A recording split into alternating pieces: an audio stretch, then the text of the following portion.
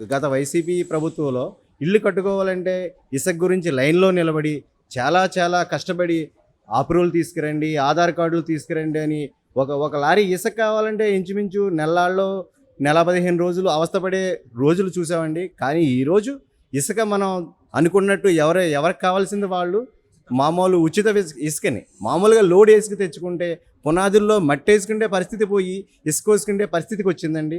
ఇది చాలా గర్వించదగ్గ విషయం ఇది.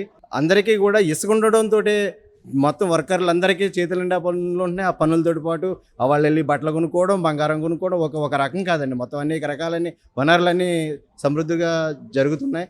ఇదే గత ప్రభుత్వంలో మనం ఎక్కడికెళ్ళి ప్రయాణం చేయాలన్నా గుంతల రోడ్లతోటి చాలా అవస్థలు పడేవాళ్ళు. ఈరోజు ఆ పరిస్థితి లేదండి. చాలా బాగుంది. చంద్రబాబు నాయుడు గారు వయసు రీత్యా పెద్దోళ్ళైనా కానీ ఆయన, లోకేష్ అన్న, పవన్ కళ్యాణ్ అన్న చాలా ఇదిగా చేస్తున్నారు. అది కూడా కాకుండా మన చంద్రబాబు గారు నిజం ఏంటంటే అండి, ఇప్పుడు హైదరాబాద్ ఉన్నదంటే హైదరాబాద్ని ఒక రకంగా తీసుకొచ్చారు. అదే హైదరాబాద్ లాగా మన వైజాగ్ని తీసుకురావాలని ఐటీ హబ్ పెడుతున్నారు. అది మనం చాలా పెద్ద చెప్పుకోదగ్గ విషయం అండి అది.